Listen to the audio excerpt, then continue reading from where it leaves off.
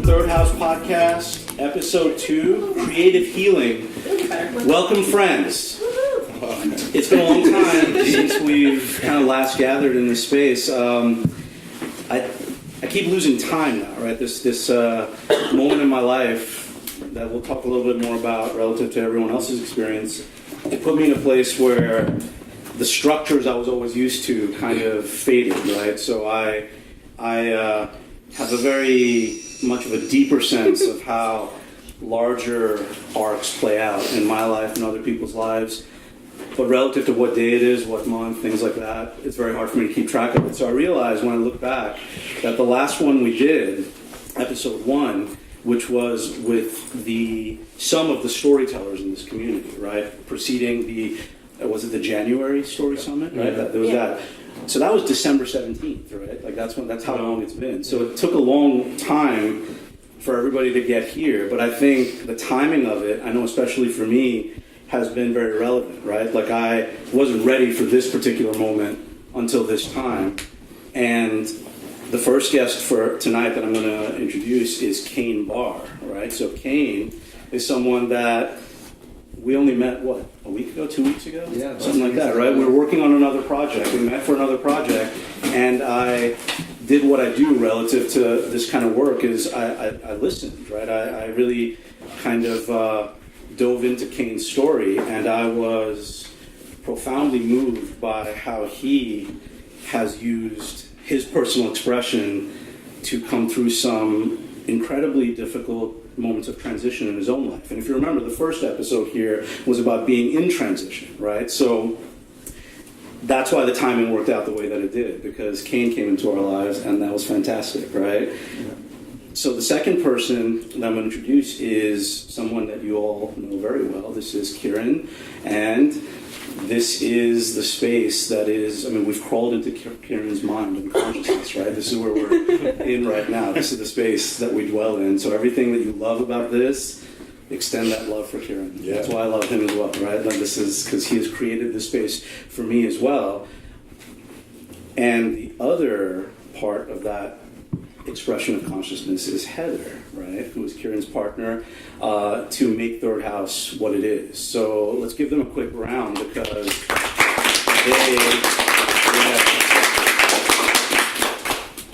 they've done something that is incredibly difficult to do, which is to follow through consistently through dark moments, through difficult moments, through hopeless moments, through spaces in which you don't really feel that there's a way out of the abyss, to continue to present this space to you, right? So that's a big deal.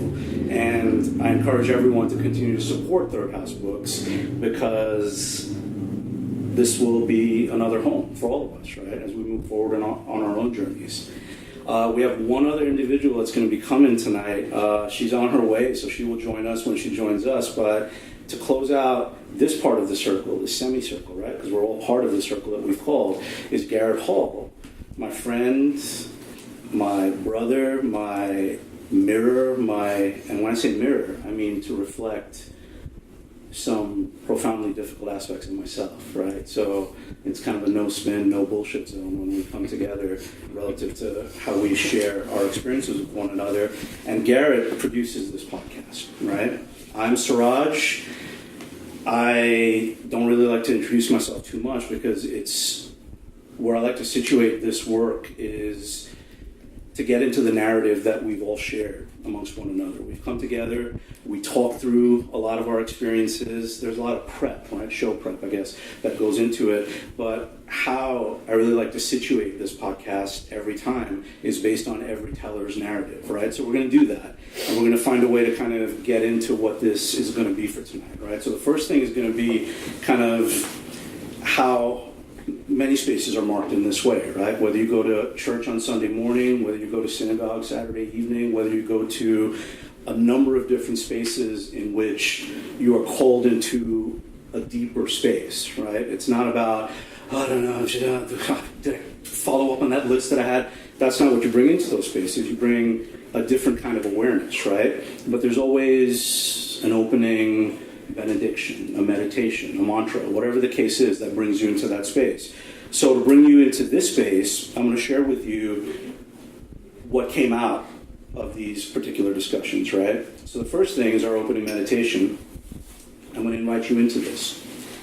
So creative healing. In my practice, the work that I do, it's called developmental meaning making. This means utilizing one's own creative expression to engage in self-care, self-determinism, ultimately self-actualization. But to be sure, it is a work of the self.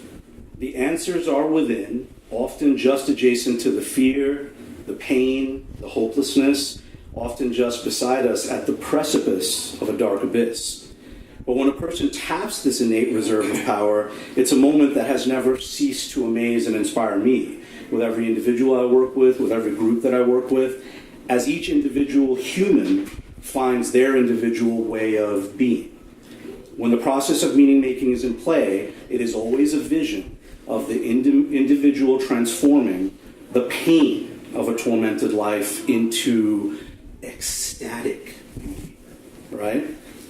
This is real alchemy. This is real shifts. This is real changes, right? And some of you have even shared with me, some of you I know, and I know the journeys that you're on at present. Some of you I've met recently, and you've shared that those are spaces that you're in. So if we're in those spaces, right, we don't all have to openly share about that, but release that feeling, right? That's what we need to kind of get into what we're doing today. So let's start it out, circle, right? The first thing that we were going to talk about tonight was the idea of responding in a critical moment, right? When everything hits the fan, when the tragic occurs, when the loss occurs, when especially the loss occurs to your sense of personal identity. But this is who I am. This is what I worked for. This is who I became. These people, that person, she, he, define who I am, and now they're gone. It's gone. Something's gone. And that's a difficult space to awaken to because it's panic, right? I don't have any anchors. I don't know how to hook into any kind of understanding of myself because so much of it has been predicated on what has been around me, right? And when whatever's in orbit around you is no longer there, it's a tough place to be in. That happened to me recently, right? And it is this family of individuals that's helped me to kind of progress through that space. So we wanted to kind of share that with you in that way. So first thing, let's start with Kane.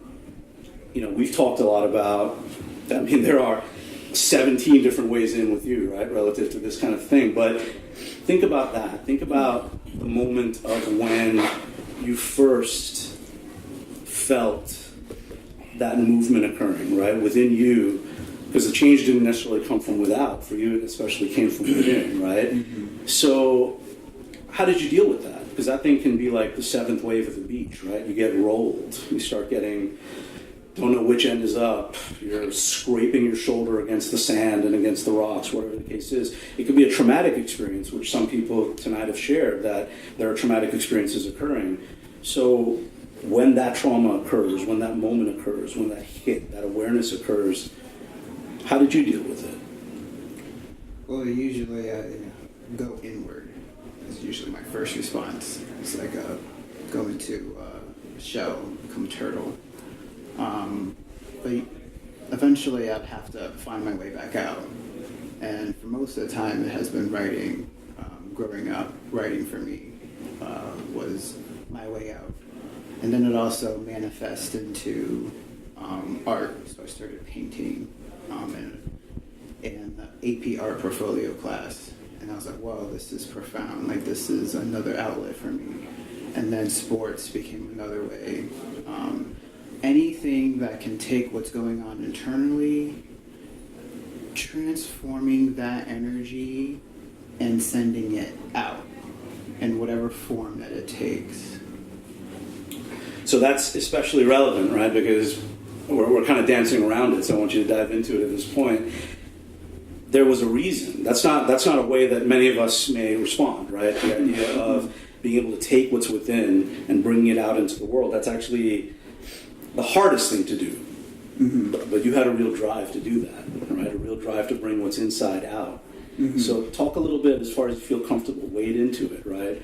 What was that drive? What was that awareness that was within you, that you knew was there since you were, as you told me, you had some images, some vision, some perception of what that felt like, even when you had that awareness as an infant, as a toddler, right? So start bringing that, the idea of something that is within, that is trying very hard to come out, and the outlets aren't there. So what prompted you to seek those outlets? I was very,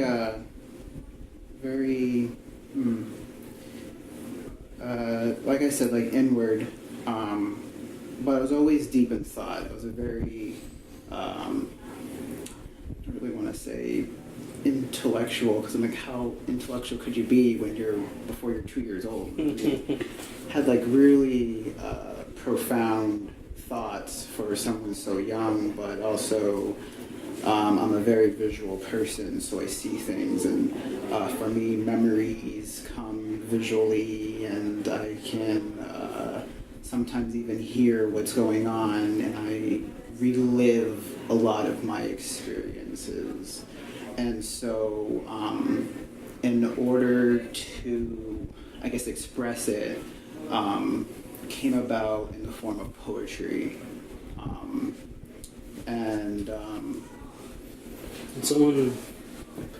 Did someone show you poetry or lead you to poetry? Or just sort of discovery? Well, Natural, maybe? yeah, I think more of like a natural, because I've had to be silent. That was one of my ways of, one of my tools I utilized to survive. So silencing my my internal expression. So when my grandmother passed away, which was right before I was 2 years old, I vividly remember having, like, I woke up, my grandfather woke me and my twin sister up, and I remember, okay, I sensed the house, and I knew that I had to be good. I could not act out as a 2-year-old would. Like, there's no screaming of joy. There's no throwing toys around. Like, being all doing the natural activities of what a 2-year-old would do.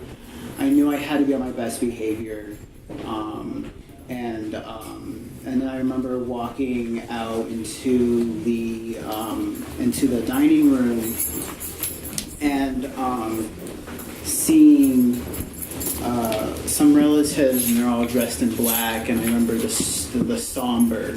I remember the emotional feel of that room, and I remember my thoughts going through my head, and that usually repeats. It's a repeating theme for any memories that I have of the past. Like, I remember what I was thinking, the colors, like how the room was set up, what everybody was wearing, and I guess all of that, I mean, that's essentially what poetry is. Poetry is putting to words what you're seeing or feeling or wanting to express. And I believe I was in the 6th grade. 6th or 8th grade is when I discovered poetry. And I did bring a piece to read for everyone. Yeah, let's do that. To get into that. Let's find our way into it. Okay.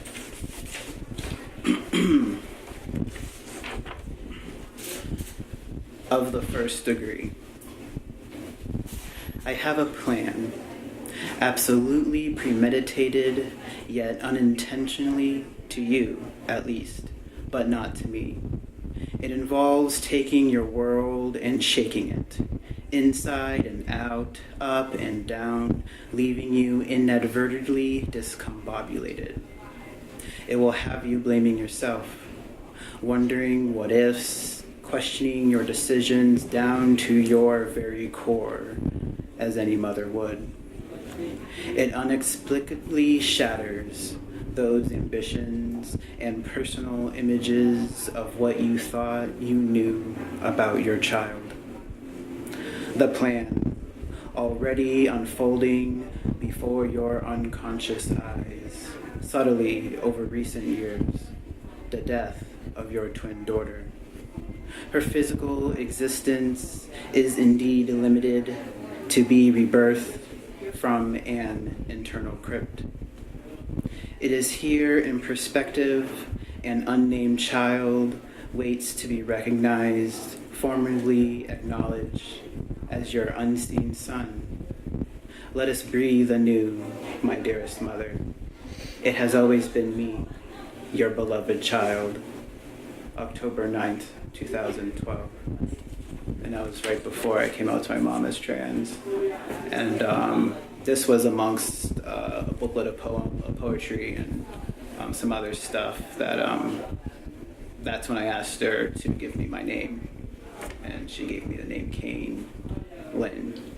So Lynn is my middle name, which is an elongated, shortened version of her middle name, which is Lynette.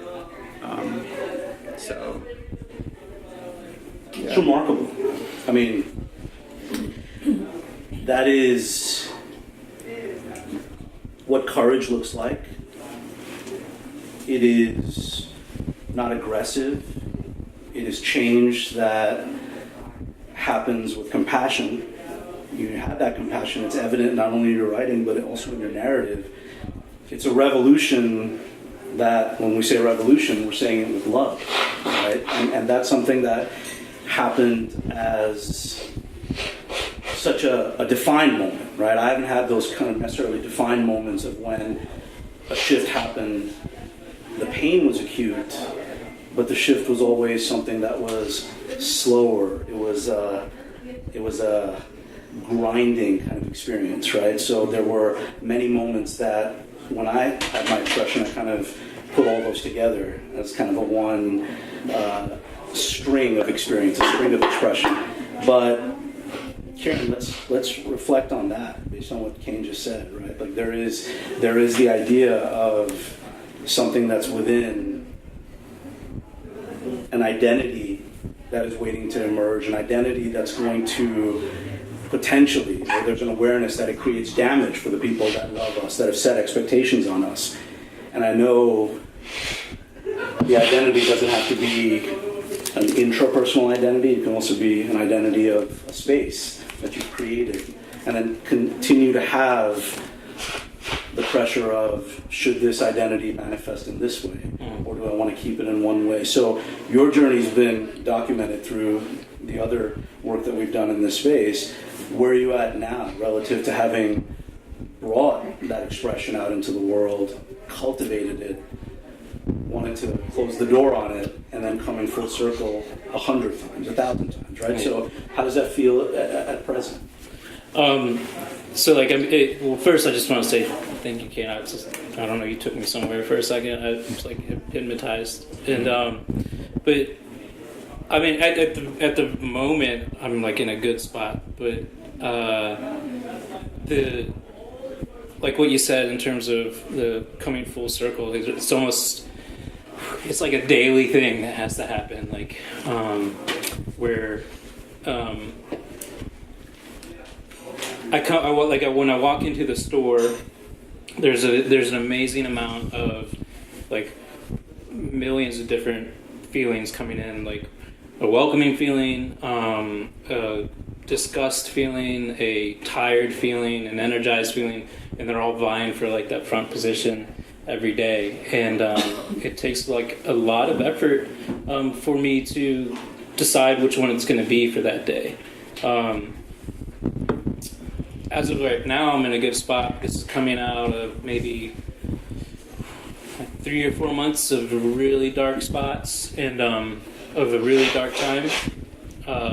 Just sort of really completely lost in the abyss of it, and not sure, like, when I sort of came out of it, like, I'm never really sure exactly how that happens. You know, you just sort of wake up one day and it's a little bit easier to get out of bed. And what usually happens for me in that process, I've discovered my process of healing, I have to be really acutely aware of that momentary release or relief and take advantage of it. Because if I don't, I'll slip right back in, and that requires like an inordinate amount of inner thought, as you're talking about, Kane. And it's the same sort of person where I retreat inwards when hit with some sort of trauma, and it takes me a long time to get out of that. And I always, and the funny thing is like what a lot of people don't realize, as even my friends sort of realize, is that I manifest my depression as gregariousness instead of, like, I have a hard time getting out of bed, but once I do, it's like I'm ready. I want to be out with my friends. I want to go to the bars. I want to hang out. I want to meet people, go on dates, and I start pushing myself really hard to do that, and then I can get maybe like 48 hours out of that, and I crash again, and it's a cycle. So when I have that moment of just that little bit of release, and I can see maybe pulling myself out of it, I always reach for Alan Watts. And I think he used the word better than me when we were talking the other night, Siraj. And instead of like pulling me out of the abyss, it reorients me again. Like my compass starts working again. I can sort of start seeing the way out. His words do, and that allows me then to focus my creativity in this place. So like thankfully in this moment, it sort of came out on the eve of Independent Bookstore Day, which we're celebrating on Saturday, which is really the work of Heather. She's like her project she took on and sort of brought to fruition. But thankfully, it sort of came at that moment where I could help her out, and we could really make this space work again, and sort of not feel like I was abandoning it. So there's some really important themes there, right? It happened at the right moment, synchronicity. It was also that there was an internal acceptance, there was an internal awareness, and there is an awareness of the way the cycle works for you individually, right? I have that awareness. It's a growing awareness. I'm learning about that for myself, such as recognizing that every time something like this occurs, every time a moment like this is supposed to happen, oh, it's going to suck. Oh my gosh. Everyone has an expectation. Oh, Kim's so excited. She keeps texting and saying she can't wait. What am I going to do? It's going to be horrible. Will it come together? Will it not come together? And that is the resistance that's emerging around what is your core and authentic expression, right? The way I found to connect with that, reorient was another really important word, right? Is to use this creative expression, use all the moments of that expression as anchors, right? No, it's not going to happen that way. I have evidence. I know it happens this way. I know what we do. I know when we come together intentionally, this happens. There's something to that. There is a plan in place, as you had mentioned, right? You literally used your expression in one of the most difficult moments imaginable, because it's not just, coming out doesn't quite capture what you so beautifully captured in that poem, that there is also a mourning of something, a shift from one identity to another. So that's really important. So speaking to that, I want to take this moment to introduce the final member of our circle, Quanisha. Welcome, everybody. So, yes, indeed. So, Quanisha is a remarkable individual. And again, the timing works in the way that it works, right? Synchronicity. I recently came into contact with Quanisha, but it wasn't as recent. Like I said, it was 4 months ago. I didn't realize that was the last time that it happened. But again, the development toward this moment had to occur in its time, right? And what I learned about Quanisha yesterday, or was it yesterday? See, I don't know. Yeah, Was it 2 days ago? I have no idea. Yes. Yeah. So it was sometime in the past. So we connected around something, right? I was saying, what are you doing these days? And Quanisha said, well, and I fell in love with this statement. She shifted from an expression of poetry, right, a poetic expression. She did that. She presented here, and then she said, now I'm spinning narratives, right? The idea of the idea of what it means to capture experience in narrative, to shape it, to hold a particular space that others can access it, right? That's a really important thing. And then she also said, yeah, and then, I'm also doing this other thing where I'm just studying coding, computer programming, I'm just doing that as well. And I thought, this is amazing, right? I mean, she is approaching the truths that we can access about this universe from these different vectors, these different approach points, right? And yet they go like this in the individual that is here, present with us, right? So, Quenisha, you said something when we did meet, whenever that was, 1,000 years ago or yesterday. When we did that, there was a really important expression when you first started talking about how you came up in the matriarchal space, in the family of women. Everyone was getting after it, right? There was no room for a hesitation. So you had to find your way and find your place and find a way to express that place in the world. Talk a little bit about that, because that too is a challenge, right? The idea that everyone around you, there is not a void that you can hold open. It's something that you have to fill. How did you find your way, especially through your creative expression, to be able to express, this is who I am, this is Quenisha? How did that start for you? It first started out for me when I first, growing up with my family, it was, I wouldn't say it was difficult. Like, I love my family, and just like being around a group of women that had to make a way for themselves out of no way, and that's kind of the lessons I learned from them, just making a way out of no way. So from that standpoint, just viewing that, it just what shaped me into the person that I am today is always just following teachings of, if you do hard work, then good stuff will happen. Like, even if you feel tired, worn out, even sometimes low, but when you have some type of meaning that you set for yourself or a certain purpose, then it drives you. It makes you get out of bed every day. It makes you push for the things that you actually want instead of not wanting anything at all. And I guess for me, in that standpoint, what really got me into writing poetry, it was just an outlet for me. It was something I needed as a place to escape from the trials and tribulations that I face today. Like, things like, it could be certain things, like things that I'm dealing with right now. Like, I'm 24 years old, living in Gainesville, Florida, but I'm worried. I'm worried about my mom. I'm worried about my family. My aunt's in the hospital right now from a car accident. But it just, sometimes, like, I think back and just say, why am I even born, or why am I even here? Just to, have to struggle, just to have to fight every single day. But I know that if I keep, you just have a purpose. No matter what your struggle is, you have to find a way to get out of your situation, no matter what.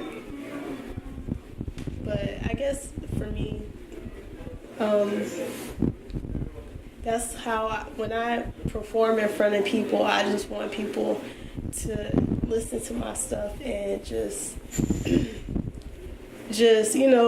have some type of connection with it. It could be like simple as, oh, I love it, or it feels good because other people are connecting with you, and other people feel like your pain and your struggle and what you have to go through every day. And that's love. That's nothing but love. Like, you love the people that you're around. Like, you want that person to do well. Like, you want them to succeed. And I just, I wish nothing for the best for everyone. No matter what situation you're going through, there's always something better. And it will come. It will come. Do you see poetry as part of your hustle, or as extreme? I can't use the word right now. It's embarrassing. or as separate as like you use the word escape? It was- one split, or do you see that as part and parcel of your hustle? It's part of my hustle as in terms of emotional hustling. Well said. Well said. But I was writing poetry ever since I was a kid, and for me, like it felt good. I felt empowered. I felt like I could be someone else in that poem. That I could turn something into like magic, and that's what I thought back then. And then when I stopped, I just felt like, what's my place in this world? And I started back writing again. And what the most people always say that when you perform in front of other people, you then start to feel empowered about yourself in certain ways, because it's a superpower. Like no matter like if you're too scared to even perform in front of people, just do it, because you're gonna have regrets saying, "Oh, I wish I would have did this," and look back on your life. And I think that's important. You should go after the things that you actually want to do. So, what Quenisha beautifully expressed here was something that was also not a singular expression when we all met, right? It was a collective expression, and there was a lot of connection. And even though, Kane, you weren't there for that particular meeting, the synchronous expression from what you said and what everybody else said the other day, it kind of came together in a beautiful poetic narrative, right? And I want to give that to you, and I want you to understand that these are their words that took shape in the way that they were meant to take shape. And the reason that I do these and bring them into this kind of space, into other spaces, is because they're always an anchor, right? As you were talking about, that the act of expressing in that way not only creates a connective fiber with others, but it also situates you in the identity that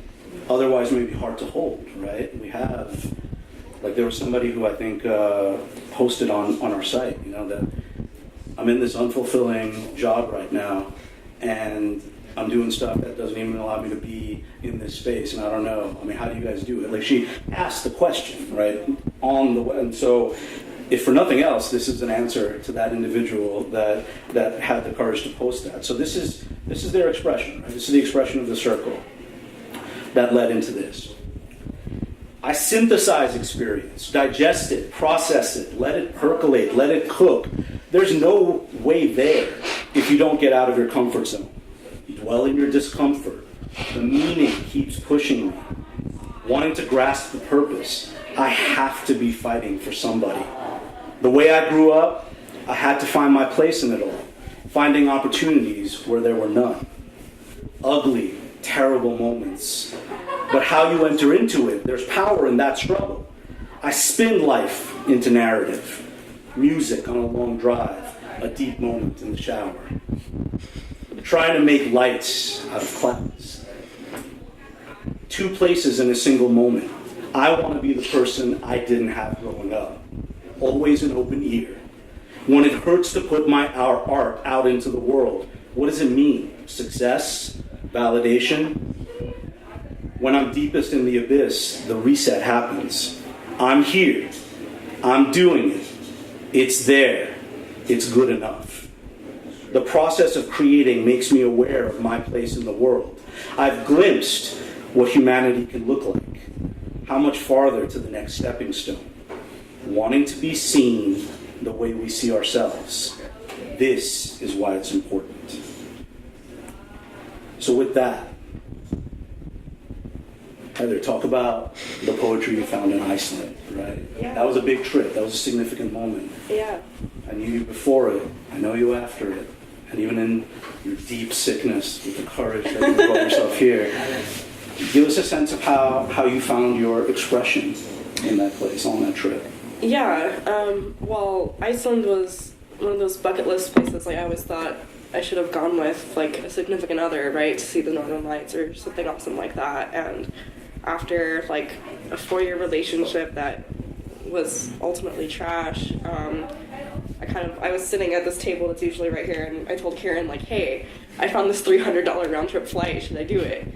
And Karen was like, why are you asking me? Just do it. And so thank you to Karen, who That's Karen, yeah. who, you know, held the ship while I was gone. But I went for 2 weeks, and I was lucky enough to have a friend that lives there through a friend that comes here often. And it's just like another reason why like their house is so awesome. And so there was this moment where my friend Michael and I, we were sitting at a friend's apartment, and you could see some of the northern lights in Reykjavik, and we kind of just paused and we were like, you know, this is something that my friends in Iceland see all the time, throughout the whole winter, pretty much. But he was kind of like, no, we have to go to Mafezbar, which is this beach that's maybe like 30 miles out. There's no lights. It's perfect to see the northern lights. And so we drove as quickly as we could. We all went in my car.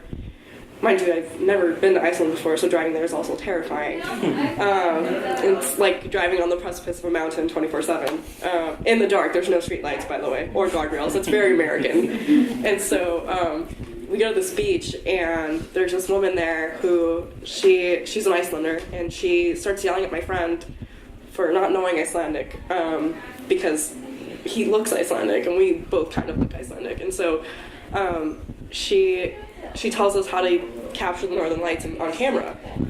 And luckily I had my tripod in the backseat of the car, so we kind of just do this like giant like photo shoot, me setting up all my photo equipment, trying to get like this on as many cameras as possible.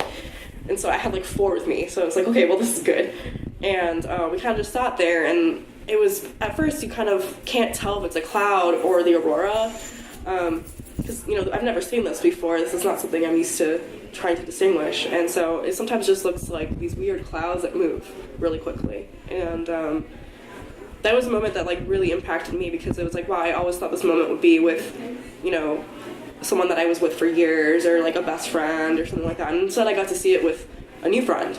And it was one of those things where Michael like was going on adventures with me every day. I mean, we like went to Holmavik, which is like 6 hours north in the northwest part of Iceland, and I like hit a pole from how thick the snow was, and it was really scary. So this is like a person that I spent a lot of time with, and it was like a really profound moment for me, where it's like, wow, I didn't spend this moment with what I always imagined it would be. It was even better than that, and it was more wholesome than that. And this is like, I guess, one of my fundamental beliefs is like expectation is the root of all heartache. Like, I just had this idea of what it should have been, and it was completely different than that. And so I was driving home for a concert. I was going to go see Lord with a friend 2 weeks ago. Also, thank you for Karen for covering for me. But I was, you know, I do this thing where I just like listen to music for like 6 hours in my car, and that's more my ritual. That's like where these things come. And I was like looking at the sky, and I, you know, forget that I'm in Florida for a minute, and I'm like, wait, these clouds look a lot like aurora. And I'm like, wait, this is a completely wrong place to do that. And I kind of realized, you know, like for that moment, like I'm trying to make something out of, you know, like lights out of clouds, and maybe that's me being an optimist or idealist, right? But for so long, I was like trying to make a home out of a person that wasn't right for me, and that's like the same thing. And, you know, maybe it's just like a matter of being present in that moment. And I mean, almost in that moment, I felt like I was almost in Iceland for a second. And I texted my friend, and I was like, oh my God, I just thought of this moment. And because it looked exactly like the clouds look when the aurora is about to start. It's like a forecasted thing. And it's like, wow, if I were only like a few degrees higher in latitude, you know, it would happen. But yeah, it was a very like profound moment where you think about like, no matter the distances, the sky is same, but also different. And that I was like having these comparisons in my head of what things should have been, and that was almost subtracting from my happiness. Yes. Expectation is the root of all heartache. It's a Shakespeare quote, I think. You could claim it for yourself. I mean, you've earned it, right? Like, so. I'm gonna steal emotional hustle. Yeah. That'll go on the Instagram feed for sure. Yeah. I love that. That was so good. Emotional hustle. trying to make lights out of clouds. So this is an important moment, right? Because the idea of all of the understanding that went into this trip, right? There is the idea that the expectation turned out to be a limiting factor, right? Yeah. Your experience was much more profound when you were in acceptance of the present moment, right? So there was that. There's also the idea that when you saw your experience through a creative lens, that's what centered you in the moment, and then moved aside the veil of how it should be to give you a light on how it is, right? So there's that aspect of it. This is what we're trying to do here, is to suggest that there isn't just a sense of, when you express yourself in this way, do something. Go do art down the street, make a little pot, put it in the kiln, you'll feel good about yourself. It's not an emotional release only. There is something transcendent in it. There is something transformative, right? Sometimes it happens in a moment when the clouds come into focus and you realize you're looking at the aurora. Yeah. Sometimes it can take decades, or it can take 800 pages of a book that you've been moving through, grinding through, struggling through. And as Heather already did, this is open to our friend Garrett, right, in terms of that kind of experience. But sometimes the depth of that expression, the work that it takes to go through that, mirrors the depth of the damage, the depth of the experience that set up expectation upon expectation, layers of expectations, to the point where something that we often like to say, you find yourself in a prison without walls, right? You're free. You're free to go, do, but you're not really free because your expectations dictate how things should be. How did that differentiation occur? What was it to put yourself into that narrative of that book and speak about it as you feel, as much as you want to speak about it, but how did that develop for you in that moment in terms of your perception shifting from expectation to reality? Gosh, maybe I can read. Let's do it. Let's just do that. Maybe that answers the question. So, as Suraj said, for many, many years I was writing a book that I actually wrote several books in the process of writing one book. So I guess I've written many books now, but really only one that may see the light of day. But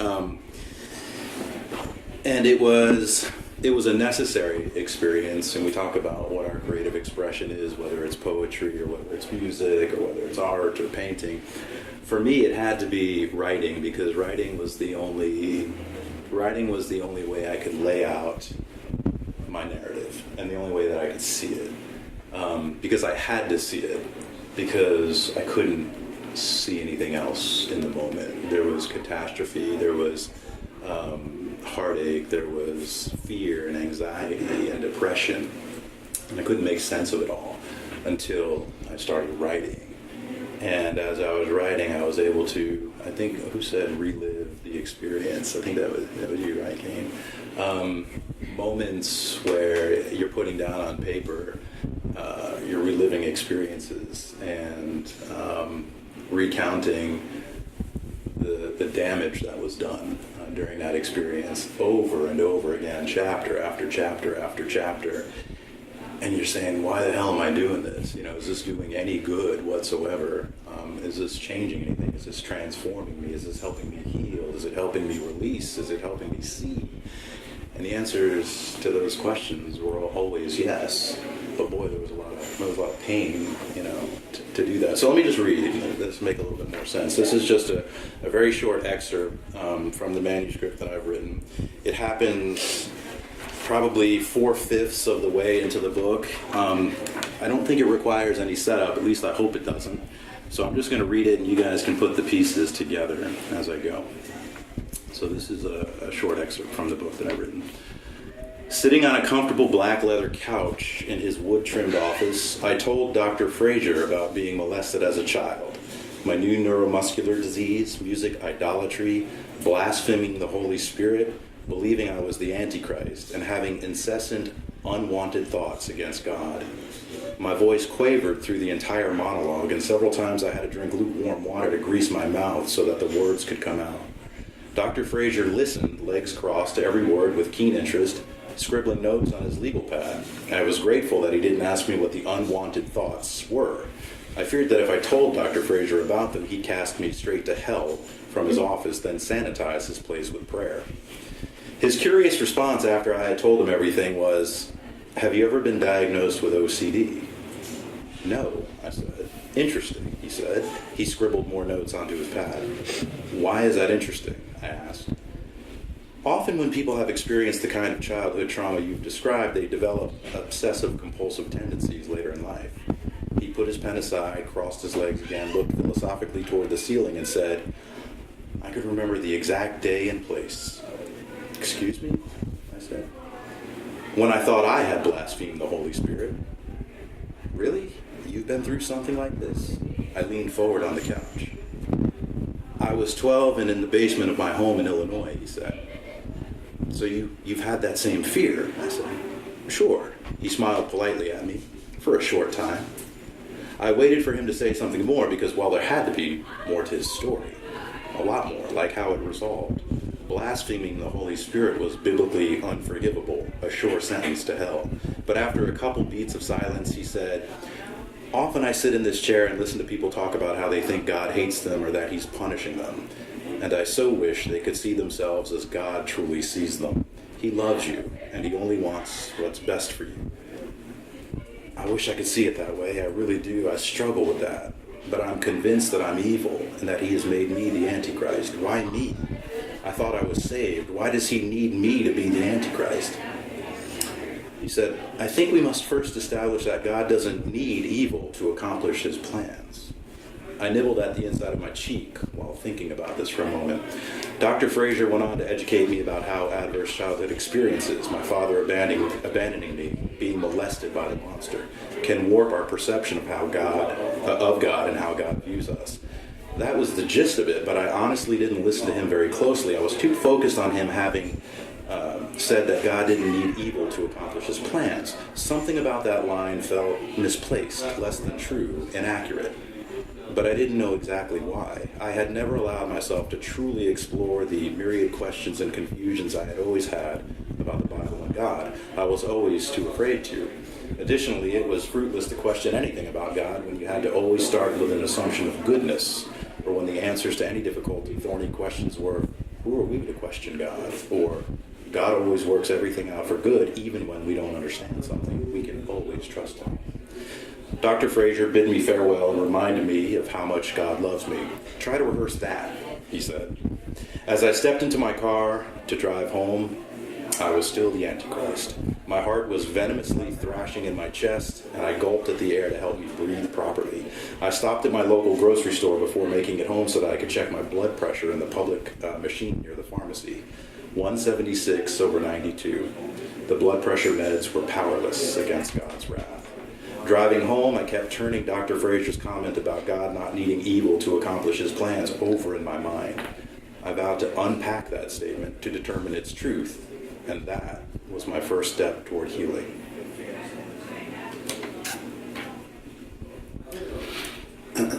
So,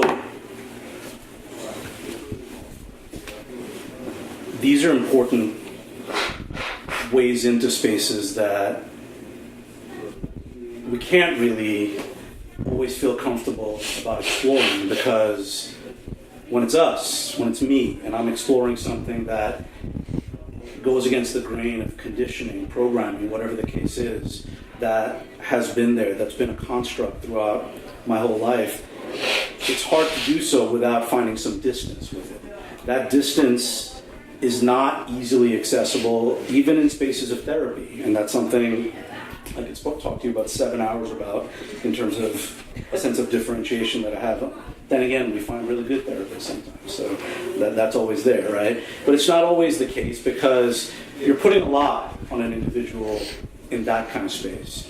Because that individual, if not connected to a deep mechanism of intuition and to be able to put intuitive work into practice, then doesn't really serve the need of what's necessary in that particular moment, which is being able to get this 30,000 foot view on this whole narrative, take a look, see how everything's shaped, being able to gain a distance, thinking, oh, no way, that's how that happened. It was always because of him. Or, well, I went to that school, and that's obviously where I got all of these particular perceptions from, or I grew up in this place, or whatever the case is.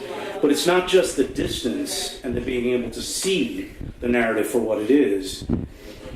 You then also have the agency to re-author what it is that has been authored in this particular narrative, right? It's a creative license that isn't adequately described by those words, because what it really is power. It's alchemy. It's sorcery at that point. It's an amazing ability to shape something in a space that you can feel entirely safe before you manifest it into the world in a place like Third House Books, because then there's a whole other path of being able to deal and find new ways into that narrative that you have to go through. So, what did it feel like to have the agency to interrogate your own experience? I'd like to romantically or romanticize and say in the pages of this book, but in that cold clinical computer screen that you've always looked at for 8 years. So what was it like to actually be able to interrogate that? What kind of challenges, what kind of barriers came up? Yeah, it was utterly terrifying for most of the time. Because you're staring down something that was formally unassailable, unquestionable, and you're trying to drum up the courage to not attack it, that's not the right word, but to actually logically deconstruct it in a way that you've always wanted to do. And to give yourself, so when you release your agency, you externalize your agency to some other source, whether it's another human being or whatever. You remove that power from yourself to be able to do that.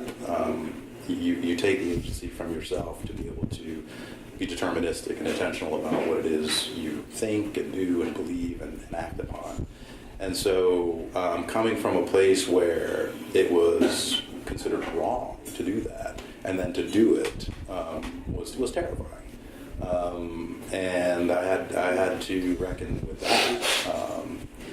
And it was, you guys said you're supposed to wake up every day with a drive. But, my drive waking up every day was to keep pressing on, keep pressing in. Suraj and I like to say, keep sending them up, for another whatever flying mission. Top Gun reference. But it works for us. Dang it, keep sending them up. Has meaning there. And Tom Cruise has value. Yeah. Top Gun. At least in that the philosophy of Top Gun. Yeah. Agreed. So I think if anything, that's the encouragement that I share tonight is, don't be afraid. Because fear is something that causes you to release your agency elsewhere, but maybe the absence of fear is retaining your own agency. I don't know. Maybe that's a pithy quote that we can put on a coffee mug or something. Who knows? Or maybe not. Everybody's already forgotten it by now. But I've even forgotten it. I'm glad we're recording it. But anyway, that's how it felt. Yeah. It's a long. So 2 years ago, my father died after a terrible battle with cancer that, I really learned the truth of what that kind of experience is, especially kind of the subtler things, like when he died, when they said, well, what he died of was complications related to cancer, and I didn't know what that meant. I mean, I grew up around medical spaces, around physicians all around my family, and I never really understood this idea of complications. The complications were a horrible, very clinical, very cold acceptance that your body was shutting down, and the more it shut down, the more machines came into the space to help you to just suffer longer. And he suffered and suffered and suffered until it was time to really grant him the wish that he had initially kind of put upon my mother and myself, but she wouldn't really kind of come to an acceptance of it, which was just let me go, right? So that moment had to arrive. But when that moment came and went, and then months passed, and a year passed, and a year and a half passed, I realized that this man that I'd connected so deeply with toward the last few years of his life, last couple of years, last few months of his life, the rest of the time when he was a violent, drunken, abusive, merciless man, I hadn't really come into any kind of acceptance or reconciliation around that. So I put my money where my mouth is, as we're all doing over here, and I decided to do a play that I'd never done in my life before.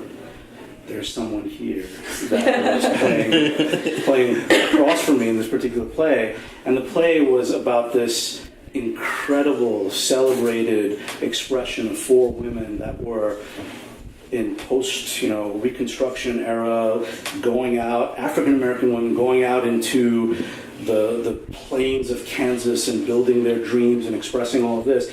And I was the bastard who was holding all of that back, right? So I accepted doing this particular play.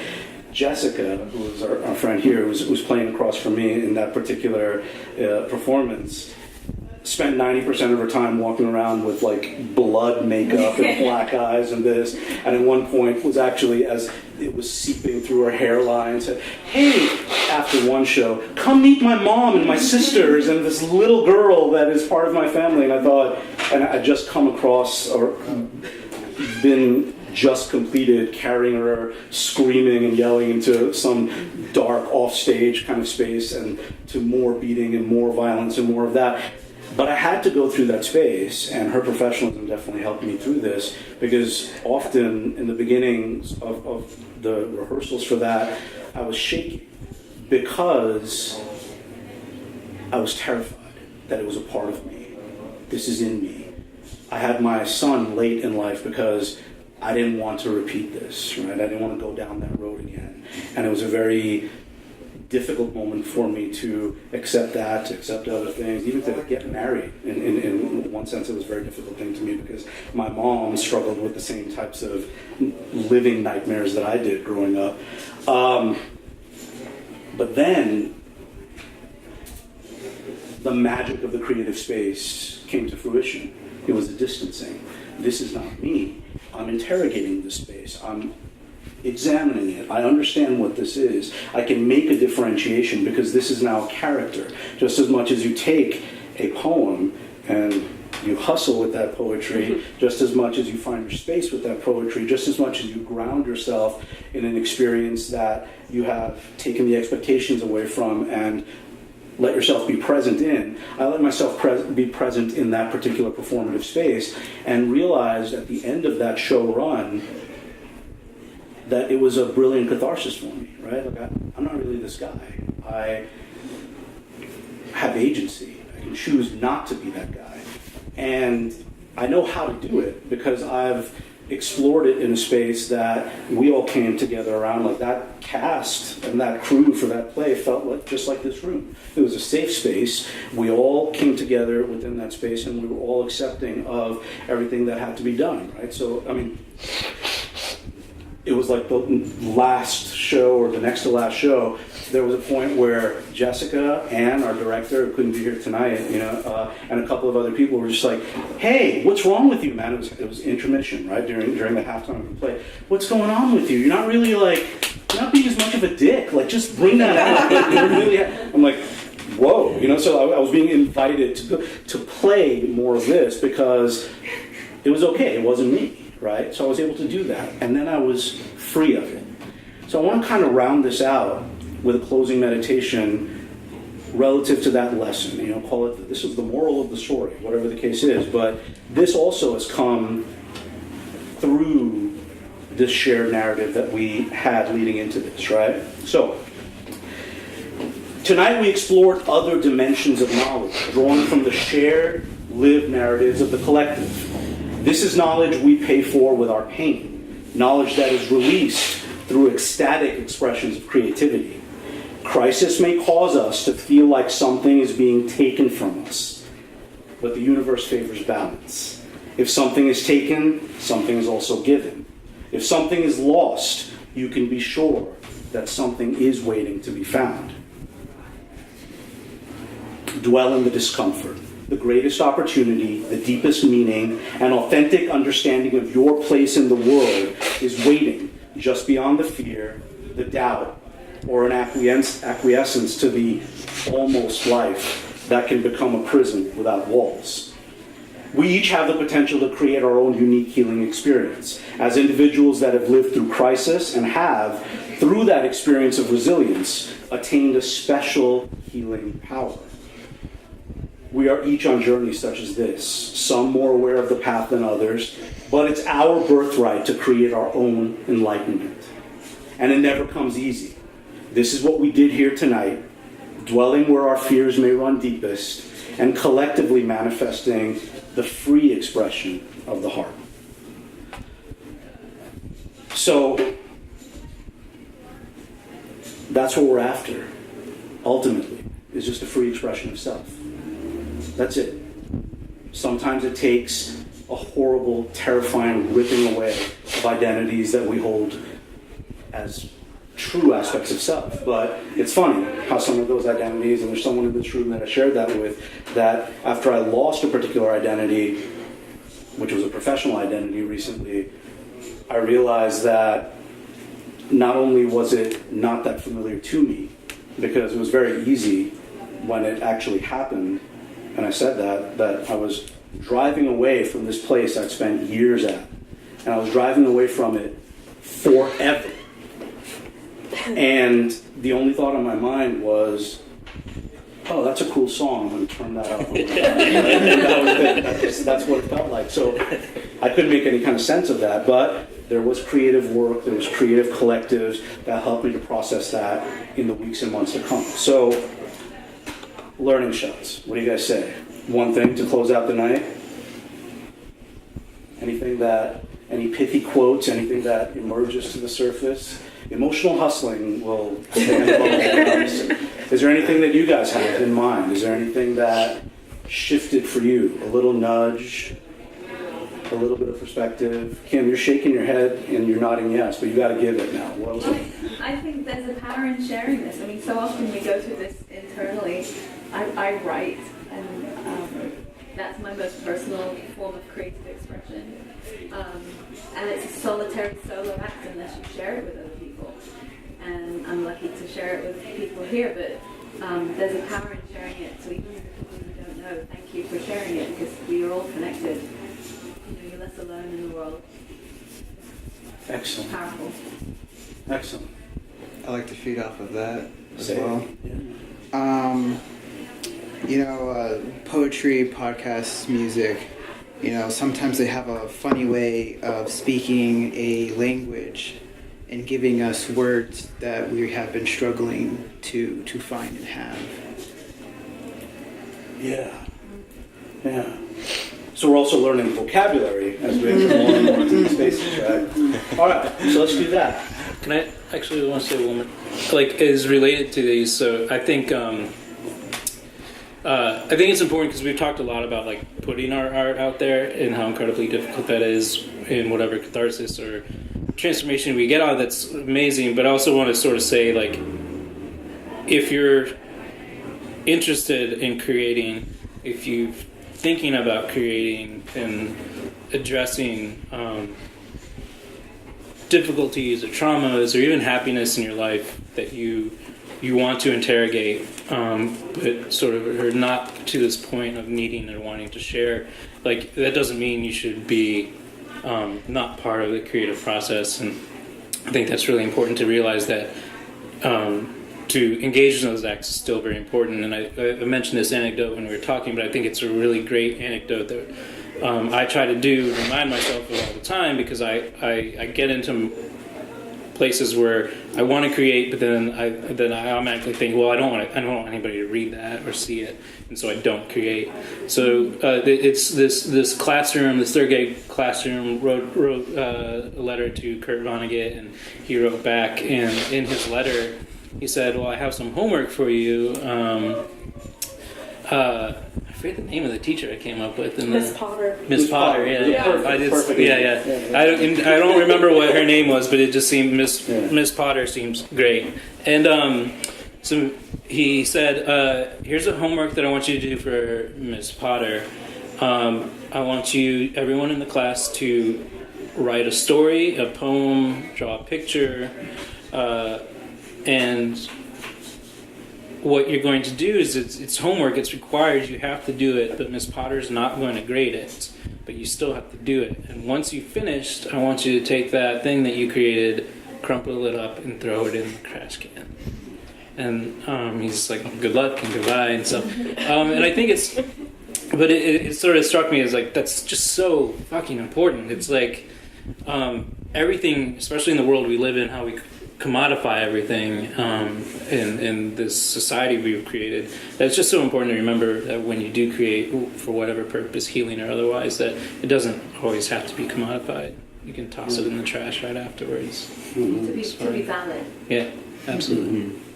I want to add on this, and this is something that you have told me, because I recently wrote a chapbook for a contest, and I think everyone here has read, well, Quenisha's read all of it, but you've read some of it, and you've read all of it. But it's one of those things where, even though you feel like this is something you might want to throw away, that maybe somebody else needs to read this, and that somebody else needs to find healing in this.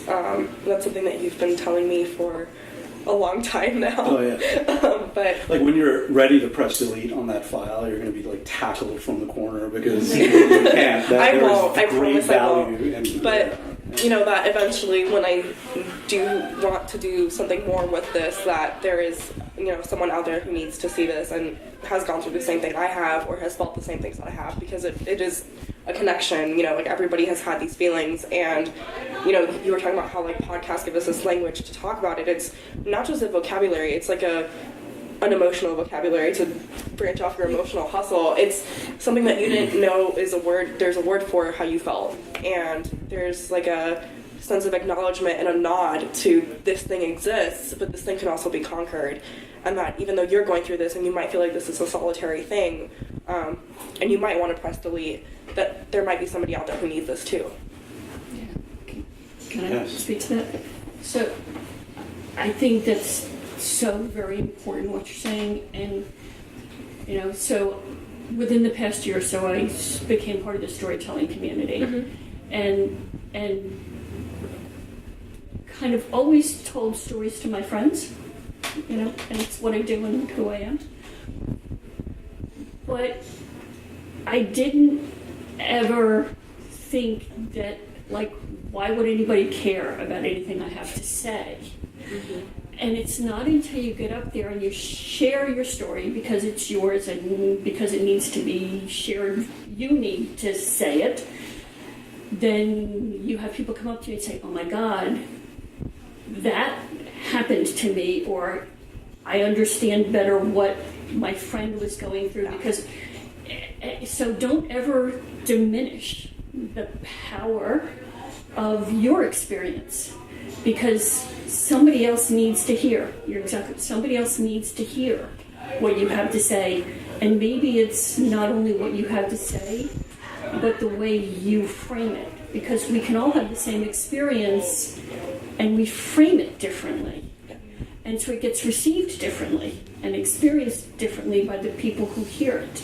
Right. So, yeah. I mean, we spoke yesterday about like where I hold my narrative and why is that not the one that's most dear to my heart. And I said that the narratives most dear to my heart are the ones of others, because it's what's gotten me through what I've been through, and it's because it's words from people much wiser than myself, and who are able to articulate it in a way that's much more beautifully than I could ever do.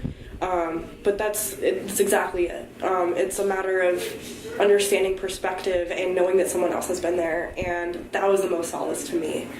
And you might think that this story you have or this poem you have might not matter, but it's like the depth and the abyss that you were in when you wrote it, someone else has been there too.